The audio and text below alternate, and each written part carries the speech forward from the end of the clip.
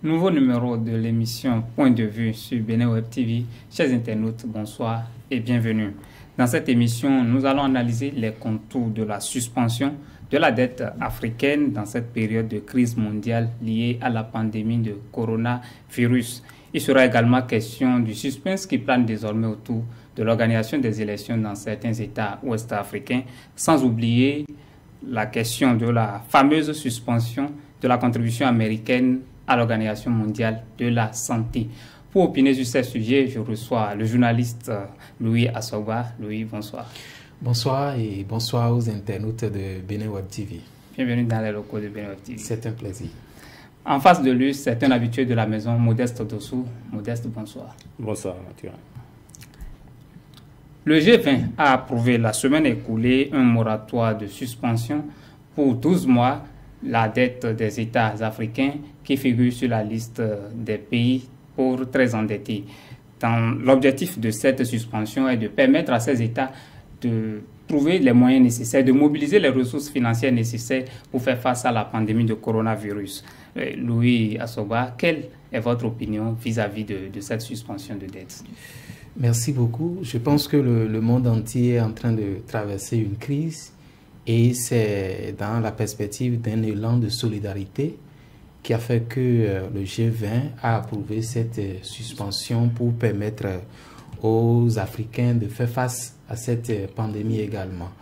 Et ce moratoire donné permettra, vous l'avez dit dans votre introduction, à ces États africains, de pouvoir disposer d'un temps pour permettre de faire face à cette pandémie, je l'avais dit tantôt. Mais je pense que de façon générale, on parle de plus de 365 milliards de dollars. Et d'autres chercheurs parlent même de plus de 500 milliards de dollars. Je pense que c'est vrai, c'est déjà un pas. Mais aujourd'hui, avec tout ce qui se passe et cette pandémie qui est en train de nous donner une leçon, je crois que les pays, les créanciers devaient aller au-delà de ça si ils veulent vraiment aider les États africains. Parce que lorsque nous parlons de suspension, nous ne parlons pas de l'annulation.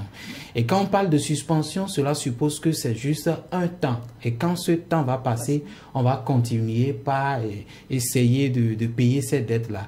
Et lorsque vous parlez de 365 milliards de dollars, franchement, si on va convertir ça à nos francs CFA, c'est plus de 200 000 milliards de francs CFA. Vous imaginez quand est-ce que l'Afrique va vouloir payer tout ça et faire face maintenant à ces exigences. Donc, je pense qu'au-delà, c'est tout comme l'épée qu'on a tapée dans l'eau en quelque sorte, mais en réalité, le fond même, les dettes même sont toujours là. Il va falloir qu'on trouve un plan pour passer plutôt à l'annulation pure et simple de cette dette-là pour permettre à l'Afrique d'évoluer. Il va falloir trouver un plan pour passer à l'annulation. Modeste Dossou, est-ce que l'Afrique a vraiment besoin d'une suspension de dette pour faire face à la pandémie de coronavirus? Merci. Je suis tout à fait d'accord avec ce que mon confrère a dit tout à l'heure. Je ne sais pas vraiment ce que cela vaut vraiment dans cette période de cette suspension des dettes, vu qu'on appelait, quand même, tout le monde appelait à l'annulation carrément des dettes. Si ces États-là, ces créanciers, il y a des privés aussi dedans, désormais, aussi ces créanciers ne voulaient pas annuler la dette, autant ne pas faire tout ce tapage-là, c'est comme un semblant, autant ne pas faire tout ce tapage-là pour nous dire, bon, finalement, on a suspendu. C'est comme, un exemple simple, c'est comme si j'ai un bailleur qui me dit, bon, en attendant, comme tu as des problèmes actuellement, ne paye pas le loyer pendant 12 mois, et à partir de 12 mois, tu vas me rembourser ce que tu n'as pas payé après. Et finalement, c'est l'échéance qui augmente, le coût augmente, et finalement, l'Afrique se verrait, à la fin de la pandémie, beaucoup plus pressée de payer des dettes, enfin, encore que ces dettes-là, ils les ont payées depuis, ce sont les intérêts qui continuent de faire truc-là. Donc, je pense que la suspension ne fait pas vraiment grand-chose dans la situation économique de l'Afrique actuellement, vu que même ces dettes ont été presque suscité par ces pays-là même ou ces personnes. Oui, dans ce sens, il faut le rappeler, il ne s'agit pas d'une suspension et d'une annulation, il s'agit d'une suspension. Et là, les fonds que l'Afrique devrait quand même remettre déjà à partir de 2020 seront disponibles seront reversés aux créanciers en 2021. Est-ce que cette stratégie-là ne risque pas de fragiliser en plus l'économie africaine? Bah ouais, c'est ce que je disais. Écoutez, c'est juste le temps qui a décalé. C'est-à-dire, on décale d'un an le paiement des trucs. Donc, ce que je paye en 2020, je commence à le payer en 2021. Et si je devais finir de payer ma dette en 2030, ça veut dire que je finis de payer en 2031. Et éventuellement, il pourrait y avoir d'autres intérêts et qui pourraient m'amener à payer encore un peu plus en avant. Donc, je pense que ça, cette suspension n'est que une forme de... Comment dire, une forme pour maintenir le cercle infernal. Voilà quoi, c'est trop facile de dire, bon, on a suspendu la dette, le temps que vous régliez votre problème et tout. Et pendant ce temps, on continue de prêter de l'argent à l'Afrique, on continue d'enfoncer encore l'Afrique dans ça. Ben, c'est tout à fait bizarre, hein, mais c'est ce qu'ils sont en train de... Enfin, je pense que ces institutions qui continuent de prêter, ces institutions, ces créanciers et tout, font tout pour plonger l'Afrique avec ça, ce système. On l'a suivi la dernière fois, le président français Emmanuel Macron s'est quand même prononcé sur la question. Comme vous l'aviez dit, il a quand même souhaité une annulation de la dette. Lui, il fait partie quand même du G20. Qu'est-ce qui s'est passé en temps? Ben, écoutez, il fait partie du G20. Il n'est pas le seul à pouvoir décider de cette annulation-là. Je pense que lorsque nous parlons de dette en Afrique, on doit beaucoup plus parler de la Chine, qui est pratiquement le premier créancier. Le tiers de 365. Voilà, et donc je pense qu'aujourd'hui, la France, c'est pratiquement, permettez-moi de le dire, il fait partie, dans ce cercle-là, la France est pratiquement la dernière nation à être notre créancier, vous voyez. Et dans ce sens, je pense que les grandes nations qui sont des créanciers, je veux parler par exemple de la Chine, des États-Unis, si avec ces pays-là, ils s'entendent à vouloir annuler progressivement, on pouvait parler maintenant, si Emmanuel Macron a souhaité, et que peut-être avec son titre, avec son rang de son pays, n'arrive pas à convaincre les grands ténors, cela voudra dire tout simplement que ces pays-là ne veulent pas du tout lâcher. Parce que en réalité, aujourd'hui, lorsque vous prenez l'Afrique, il faut aussi voir l'autre côté. L'autre côté, c'est les ressources dont disposent aujourd'hui les pays africains. Et donc, en contrepartie de vouloir annuler cette dette-là, c'est annuler catégoriquement cette coopérative qu'on crée un peu partout pour pouvoir puger les ressources africaines. Est-ce que vous voyez? Donc, de ce point de vue, je pense que ces pays, ils ne sont pas des pays bêtes à vouloir annuler. Ils ont vu loin. Ils ont dit, on peut parler de suspension, mais parler de l'annulation, c'est carrément couper, comment on appelle, les profits que nous avons vis-à-vis de l'Afrique. Et donc, à partir de ce moment, je pense que nous sommes toujours en face des dettes et je crois que c'est encore un piège pour l'Afrique. Un piège pour l'Afrique parce qu'on a l'habitude de dire qui paie ses dettes s'enrichit. Et si, jusqu'à présent, on dit, nous suspendons les dettes pendant un an, si c'est peut-être en 2100, quand on veut finir de payer les dettes, ça veut dire que ça augmente encore. Nous sommes, c'est comme c'est du même au même un pas en avant et deux pas en arrière. Donc, pour le moment, moi, je ne trouve pas en réalité d'avancer par rapport à cette suspension dont on est en train de parler. Maintenant, de manière concrète, qu'est-ce qui va changer désormais en termes de l'organisation de la riposte en Afrique? Parce qu'on a désormais les fonds, on a déjà de l'argent. Lorsque vous parlez de fonds, je suis entièrement d'accord que ça peut quand même contribuer à quelque chose. Encore qu'aujourd'hui, en Afrique, nous sommes en train, vous voyez, dans tous les États africains aujourd'hui, il y a cet élan de solidarité-là que j'avais évoqué tantôt, où on parle de confinement par-ci, par-là, on parle de, comment on appelle, suspension d'eau, d'électricité, les frais et autres. Donc, je pense que c'est la seule manière, ça peut contribuer à cela. Ce n'est que ça, mais ça contribue à cela, mais en retour, peu importe, il y aura une génération qui viendra en réalité essayer de payer ce qu'on est en train de gagner aujourd'hui, ce que peut-être les individus, les personnes africaines sont en train de gagner aujourd'hui en matière de contribution par rapport à cette dette-là. La contribution, ce n'est que pour résoudre un problème temporaire. Sinon, en réalité, je ne trouve pas une grande contribution. Je l'ai dit tantôt, la plus grande contribution aujourd'hui, ça serait d'annuler purement cette dette pour permettre aux États africains de disposer de réels fonds qui pourraient permettre de créer les infrastructures et autres. Parce que vous n'êtes pas sans savoir, lorsque vous prenez l'Afrique aujourd'hui, lorsqu'on parle de l'immigration par exemple, c'est en réalité les jeunes qui ne trouvent pas à faire. On parle de chômage en Afrique. Imaginez-vous les Européens qui crient aujourd'hui l'immigration, si peut-être il y avait cette annulation-là et que ces États africains prenaient ces fonds pour créer des infrastructures, pour créer des choses, pour permettre de pallier au chômage, je pense qu'on serait peut-être en déphasage avec ce qu'on appelle l'immigration. Voilà, cette contribution-là, bon, c'est donc un temps temporel. Voilà, l'urgence est de chercher de l'argent. Le président Macky Sall, il a rappelé, il fait partie quand même des chefs d'État qui ont défendu COIAM, cette proposition. Modeste Dossou, on a désormais l'argent. Qu'est-ce qui va changer dans la riposte? On a quel argent? On n'a pas d'argent. L'Afrique n'a pas d'argent. Il y a quel argent? Refuser suspendre le paiement des dettes ne veut pas forcément dire que l'Afrique a déjà de l'argent. Il y a des pays encore qui allaient même demander déjà qui négociaient déjà qu'on reporte le paiement des dettes. Il y a des pays africains qui ne pouvaient même pas payer déjà et tout ça. Écoutez, l'argent est là. Même si on ne suspendait pas le paiement de ces dettes, l'Afrique a la possibilité, a la capacité de répondre à toute forme de crise qui nécessite un financement. Maintenant, il faudrait déjà que le système permette aux Africains maintenant de le faire. Le système ne le permet pas. Quand vous dites que le président Macron a plaidé pour l'annulation, mais je pense que c'est juste un truc dit comme ça. Vous avez vu comment il a dit au milieu d'un discours qui parlait aux Français. Et puis là, bon, nous avons l'obligation de soutenir nos frères africains, patati et patata. Désolé pour l'expression, mais c'est pour dire quoi? Écoutez, quand la France voulait attaquer la Libye, elle a décidé d'attaquer et puis elle a tout fait pour mettre dans le jeu les États-Unis, l'OTAN et tout le monde, d'accord. Même la Russie, la Chine, personne n'a voté contre. Cela veut dire que si la France voulait, c'est l'exemple que je donne, si la France voulait vraiment l'annulation de cette dette, elle aurait vraiment pesé de tout son poids pour que éventuellement les autres États, la Chine, les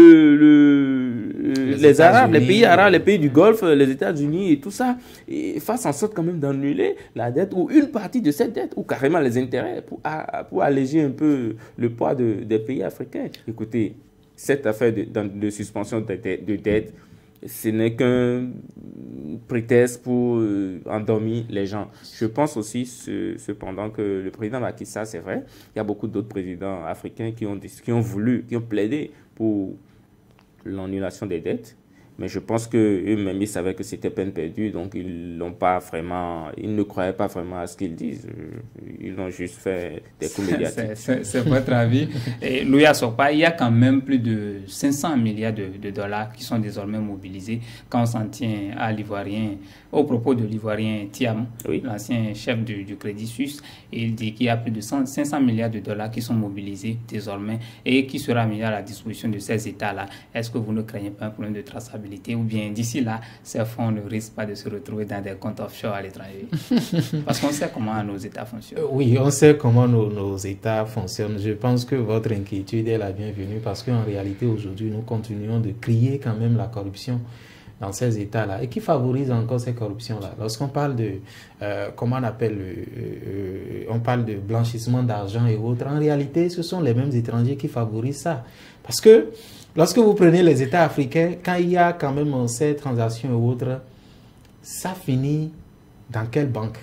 Les banques européennes. Les banques européennes. Et ça finit dans les banques européennes pour permettre à ces Européens encore de disposer de ces montants-là pour effectuer d'autres opérations où ils vont gagner de profit. Est-ce que vous voyez?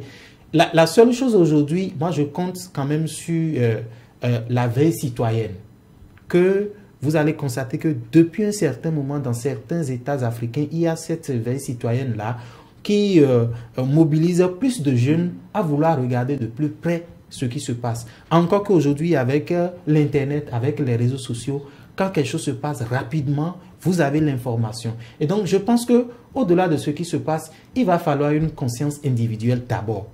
Et de faire cette veille citoyenne-là pour permettre à nos dirigeants de voir qu'aujourd'hui, il est bon temps, il est en réalité, le moment est très propice pour permettre de faire une traçabilité correcte qui pourra permettre de faire évoluer l'Afrique. Encore qu'aujourd'hui, vous voyez ce qui se passe aujourd'hui lorsqu'on parle de pandémie, ça fait mal plus à ces pays européens-là que le continent africain. Et donc, il va falloir que le continent africain profite de cette, est-ce que je vais parler de faille, je vais parler de, voilà, de cette pandémie-là pour permettre de se relever. Comme on a l'habitude de dire, le malheur de l'autre fait le bonheur de l'autre. Donc, au-delà de tout, lorsque nous parlons de la corruption et autres, aujourd'hui, on doit faire tout possible pour limiter les dégâts, pour permettre plus que jamais. Parce que mobiliser ces fonds-là, c'est profiter en même temps pour faire des choses au moment où les autres qui sont en avance sur nous sont en train de se préoccuper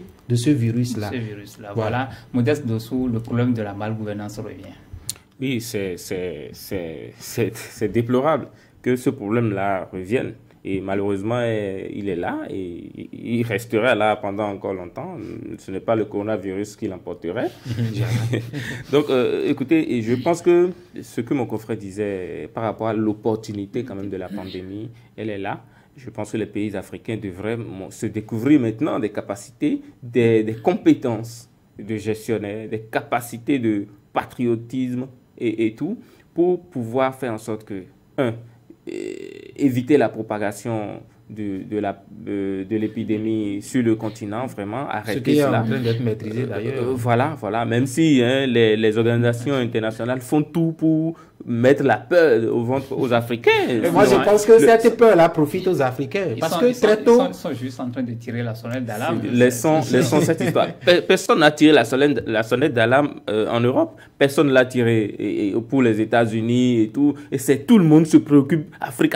C'est vrai, on a vraiment un système de santé vraiment très précaire. Et à qui la faute? C'est vraiment à nos dirigeants qui n'ont pas vraiment su qu'il fallait vraiment mettre la priorité dans leur gestion, mettre la priorité sur certains secteurs essentiels, mais ils préfèrent aller prendre les avions, aller en Europe se faire soigner. Voilà, c'est difficile maintenant d'aller se faire soigner en Europe, il faudrait qu'ils se fassent soigner ici.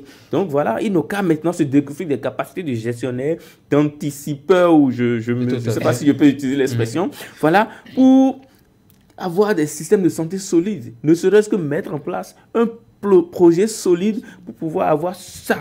Ce serait un gain pour l'Afrique. Et je pense qu'avoir de l'argent ne suffit pas pour dire qu'on peut maintenant combattre le coronavirus ou la pandémie, quelle que soit la crise, mais avoir une bonne stratégie aussi et un sens aigu de la gestion. Oubliez un peu la corruption parce que vous avez beau avoir des milliards dans votre compte, le coronavirus ne connaît pas votre compte bancaire. Le coronavirus, il attaque tout le monde. Et voilà, donc c'est même parce que ça attaque les grands que c'est devenu carrément quelque chose c'est devenu la star des mots aujourd'hui. Sinon, le paludisme en fait plus jusqu'à présent, le choléra, Ebola et tout. Donc, je pense, pour les pays africains, le salut est là.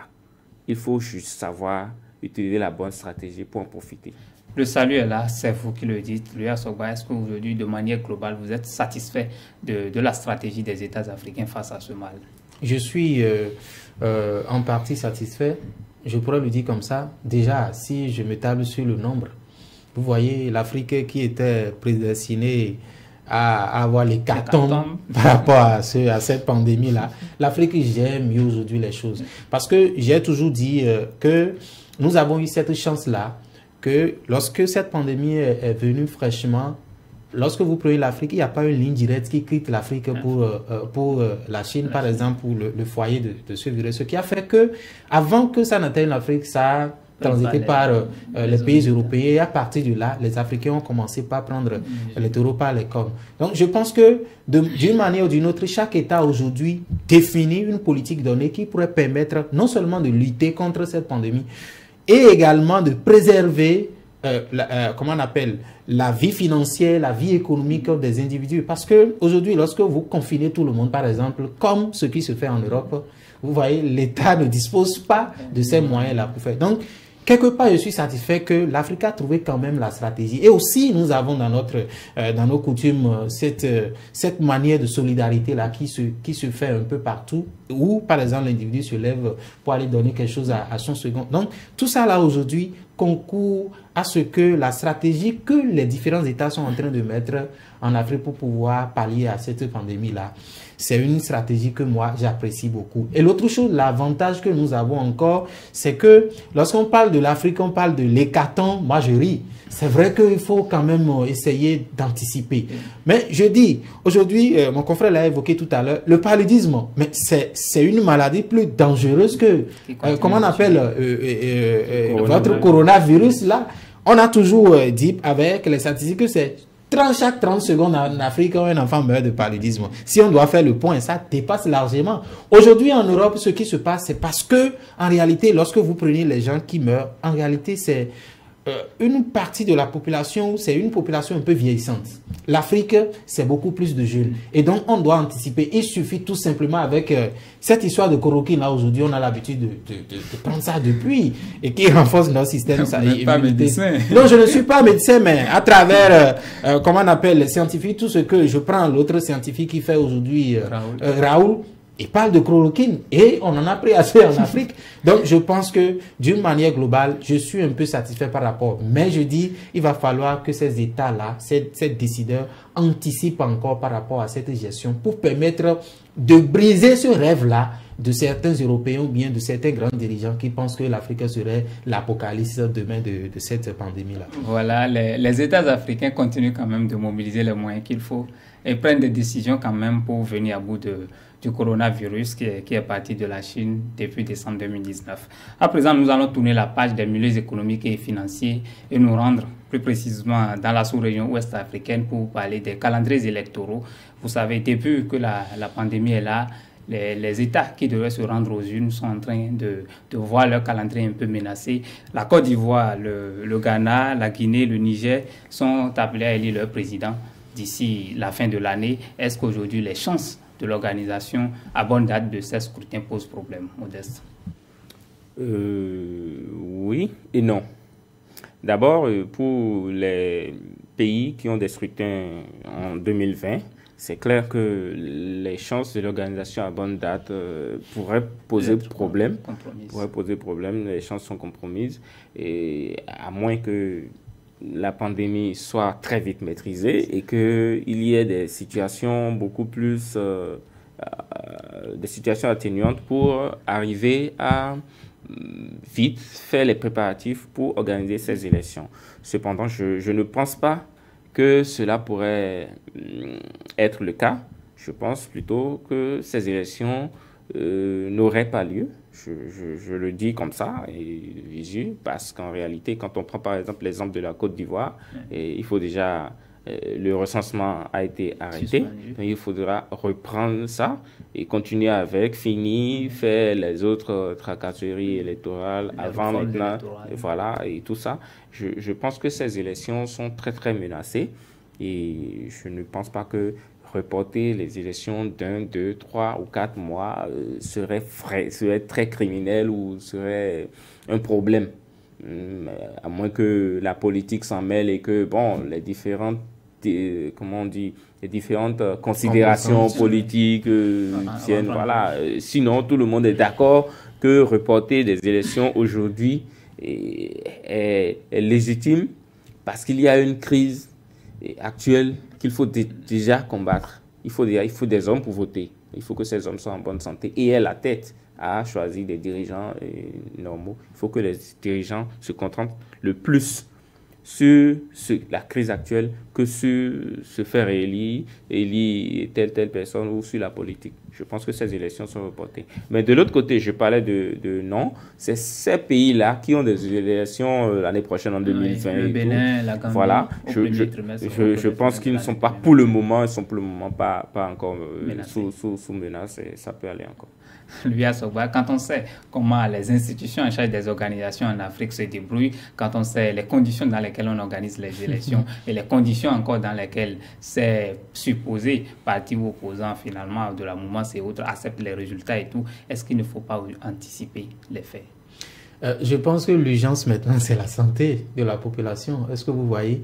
Et de l'autre côté, il va falloir peut-être une compromission entre les classes politiques. Parce qu'aujourd'hui, c'est la santé après tout. Vous voyez, la grande France aujourd'hui qui dispose quand même d'un système sanitaire élevé a dû suspendre le deuxième tour. Et donc, en Afrique, pour ces pays-là, puisque l'urgence aujourd'hui, c'est la santé de la population, c'est aux différentes classes politiques de s'entendre pour dire, voilà, nous sommes face à une situation, il faut qu'on règle cette situation d'abord avant de penser maintenant aux élections. C'est vrai qu'en Afrique, nous avons ce problème-là de méfiance vis-à-vis de ces dirigeants-là, ou peut-être, ils vont dire, les opposants qui rêvent de participer à ces élections-là pour pouvoir trouver une place, vont dire par exemple, mais ils profitent de cette pandémie-là pour pouvoir, comment on appelle, renvoyer les élections à une date ultérieure. Il va falloir que les dirigeants anticipent, c'est-à-dire ceux-là qui sont au pouvoir, ceux-là qui devraient organiser ces élections-là anticipent. Si nous allons organiser les élections, dans quelles conditions est-ce qu'on peut reporter? Si on peut reporter, vous qui êtes les opposants, telle classe, qu'est-ce que vous nous proposez? Et ensemble, ils vont trouver, comment on appelle, un terrain d'entente. Parce que pressés à vouloir organiser les élections, ce sont les hommes qui iront voter. Mais si ces hommes qui iront voter vont revenir peut-être tout souffrant, ça ne pourrait pas profiter à cette Afrique-là. Parce que cette Afrique aujourd'hui, en dehors des ressources humaines qu'on nous envie, c'est beaucoup plus, je dis en dehors des ressources minières et autres qu'on nous envie, c'est beaucoup plus les ressources humaines. Et donc, cette ressource humaine-là, il va falloir la préserver. En préservant cette ressource humaine, c'est d'abord trouver d'entente entre les différentes classes politiques pour essayer de voir dans quelle manière il faut reporter ces élections-là. De l'autre côté, on a parlé de 2021 pour 12 élections. Je pense que l'avenir nous dira si on va organiser ces élections-là. Mais vous l'évoquez tout à l'heure, il faut quand même que les choses soient claires. Au niveau de la classe politique, c'est souvent difficile pour ces acteurs-là de s'entendre, mais qu'est-ce qu'on a dit? On serait en face d'une situation au cas où la pandémie ne serait pas maîtrisée jusqu'à la fin de l'année, on tomberait dans un vide juridique. Est-ce que vous ne craignez pas? C'est pourquoi je dis, vous parlez de vide juridique, ce sont des hommes qui ont créé des lois. Ce sont des hommes qui respectent encore ces lois-là. Et donc, en face d'une urgence, il faut trouver toujours une situation. Vous voyez, il y a des... lorsque vous prenez l'Afrique, là, on a eu pratiquement toutes les expériences. Il y a des États qui, à cause peut-être des conflits donnés, ont juste à reporter des élections de plusieurs années. Et après, ils se sont retrouvés pour organiser des élections. Qu'en serait-il maintenant pour une situation qui ne dépend pas de ces dirigeants-là? Donc, je trouve qu'il va falloir trouver un terrain d'entente. Peu importe ce qu'on va faire aujourd'hui, c'est de faire taire les égos, de faire taire les méfiances-là et permettre de trouver un terrain d'entente. Sans qu'on ne trouve pas de terrain d'entente, lorsque vous parlez de vie juridique, c'est l'ensemble de la classe politique encore qui décide. Face à la situation, si on voit que la pandémie, avec ce qui se passe, on est en train d'aller peut-être de mal en pire, les hommes vont se retrouver. Et ce vide juridique-là dont vous êtes en train de parler, ce sont ces hommes-là qui vont encore dire, attention, nous sommes en face d'une situation, il va falloir... Pourquoi pas? Si par exemple, c'est créer, comme on a l'habitude de dire, le mot, comment on appelle, gouvernement d'union nationale et autres, il faut forcément trouver la solution. Parce que la santé... avant tout, il va falloir que l'Afrique trouve cette solution. Cette solution-là ne doit pas quitter l'Europe, ça ne doit pas quitter ce que vous appelez souvent la communauté internationale, qui se résume en 3 pays ou bien en 4 pays, vous voyez. Modeste, est-ce que vous voyez déjà la classe politique se réunir pour quand même sortir une décision qui pourra arranger les choses? Ils n'ont pas le choix, elle n'a pas le choix, cette classe politique. Quelles que soient les considérations de chacun, les guéguerres personnels, en Afrique souvent c'est ça, c'est des guéguerres personnels qui distinguent l'opposition de la mouvance. Les gens il n'y a pas vraiment une idéologie, tout ça, pour la plupart des pays que nous connaissons tous. Cependant, je pense que c'est le moment pour les Africains de s'unir. Opposition, mouvance, Togolais, Béninois, Ghanéens, tout le monde, c'est le moment pour tout le monde. C'est le moment pour l'Union africaine de trouver un plan stratégique pour que ces problèmes-là soient jetés au deuxième plan, histoire de se concentrer sur la menace actuelle. La menace, elle est réelle. La menace, elle est réelle et elle ne connaît pas politiciens, chrétiens, musulmans, etc. Je pense que ces considérations politiques, ces différentes façons de voir les choses devraient être mises de côté pour que les pays puisse, si éventuellement il y a... vous parlez de vide juridique, aucune loi n'a prédit une pandémie. Donc, il faudrait toujours... On a trouvé quand même le moyen de faire en sorte qu'il y ait... Personne n'a prévu un confinement et tout. Ce n'est prévu dans aucun truc. Maintenant, c'est le moment pour ces pays-là de trouver le moyen de s'entendre, de régler le problème et de revenir après. Les présidents qui sont là, ils resteraient. Moi, je ne vois pas pourquoi ils ne resteraient pas. Il n'y a pas d'expérience plus que ça. Ils resteraient. Ou éventuellement, si la Constitution prévoit que quelqu'un d'autre soit là. Du moment où il n'y a pas eu élection et il n'y a pas eu prestation de serment de quelqu'un d'autre, celui qui est là gère en attendant que la crise passe et que une solution soit trouvée. Ce qui voudra dire que Issoufou et Ouattara seront en poste, même si en temps ils ont quand même exprimé leur envie de partir. Dernière ligne droite de notre émission, on va se rendre aux États-Unis où le président Donald Trump a suspendu la contribution américaine à l'Organisation mondiale de la santé. Et cette organisation-là, qu'il soupçonne d'ailleurs d'être trop proche de la Chine et d'avoir mal géré la pandémie du coronavirus. Louis Asogba, l'OMS perd la confiance de son premier contributeur en pleine crise mondiale. Le premier contributeur à plus de 30%.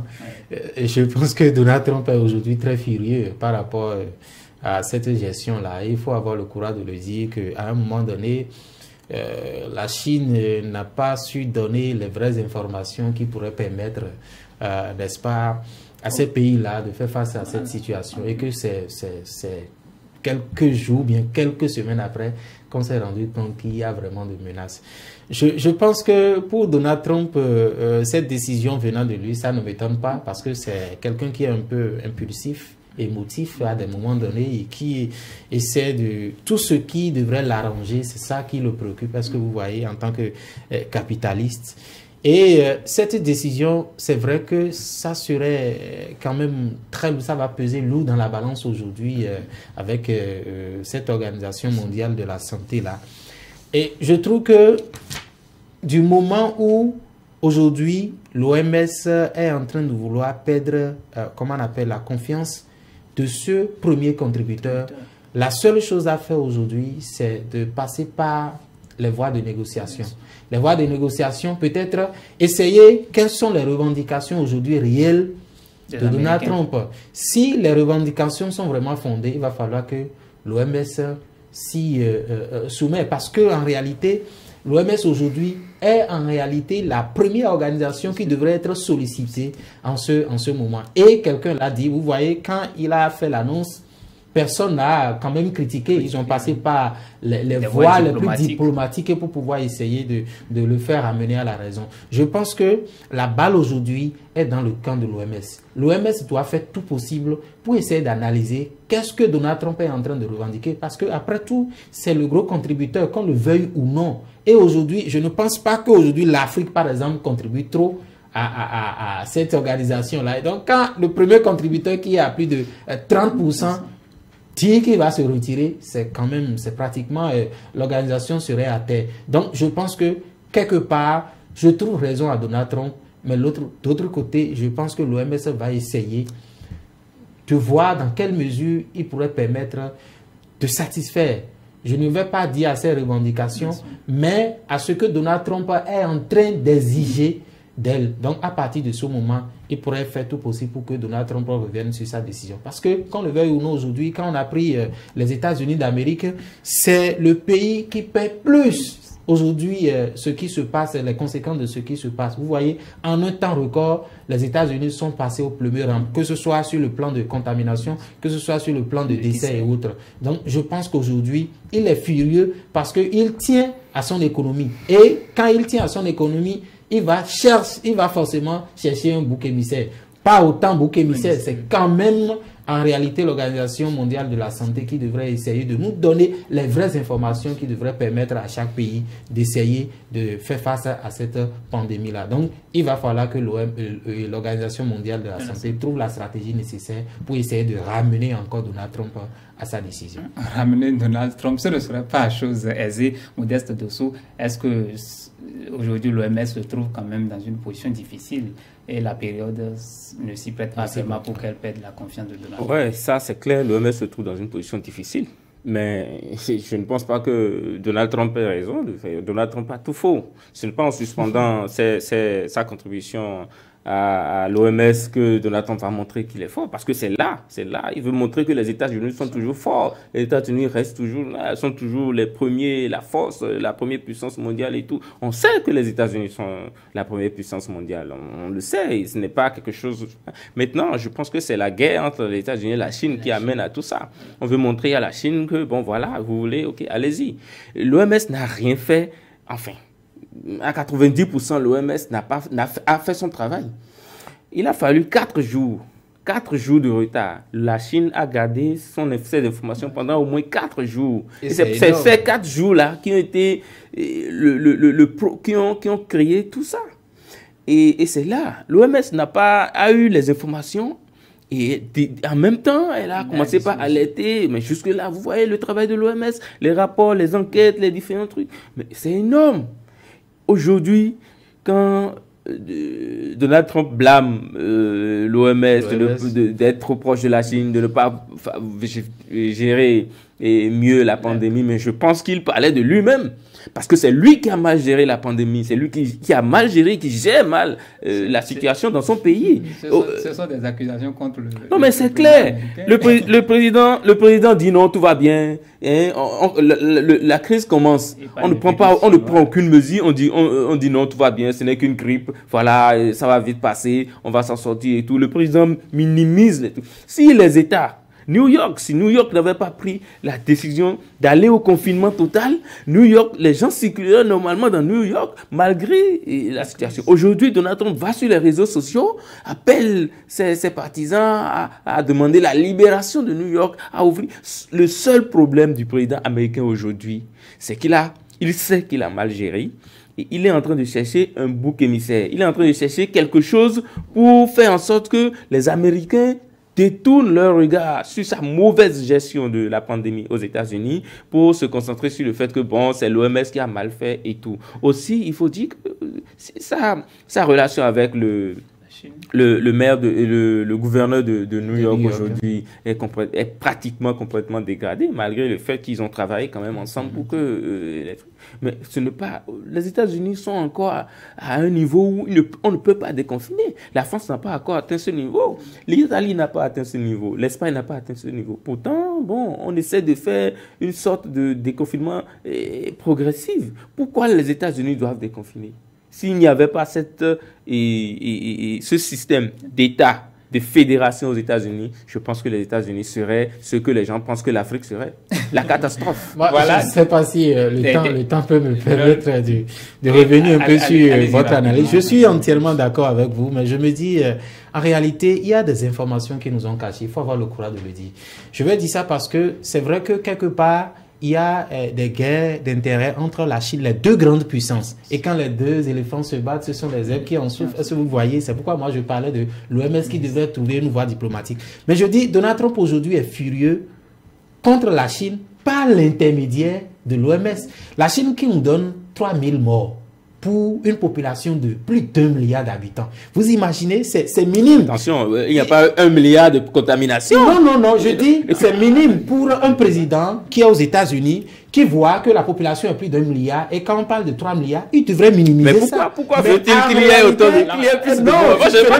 Ce n'est pas que je suis en train de dire qu'il y a autant plus de morts. Ce que je voudrais dire, c'est tout simplement, quand on vous annonce pour dire qu'il y a plus d'1 milliard d'habitants et que c'est 3000 morts, vous voyez, vous allez minimiser ça. Mais quand du jour au lendemain, vous constatez que la pandémie est venue chez vous et quelques temps après, ça a accéléré, vous allez vous poser la question, est-ce que réellement la Chine vous a donné les vraies informations? Parce que s'il y avait réellement de vraies informations, regardez l'Afrique aujourd'hui qui est un peu épargnée, c'est parce qu'à un moment donné, l'Afrique a vu les réels chiffres que, comment on appelle, l'Europe est en train de nous donner. Si peut-être la Chine avait donné ces vraies informations-là, on n'en serait pas. La preuve, la fois dernière, quand on a sonné la Chine à un moment donné, regardez, en un temps record, en une journée, on a parlé de 1000 morts. Mais vous devez vous poser la question de savoir si cette Chine-là ne préservait pas sa dignité en cachant le réel chiffre qui a permis à ce pays-là de minimiser le drame et à un moment donné, de voir qu'en réalité, ce qui se passe. Donc, à partir de là...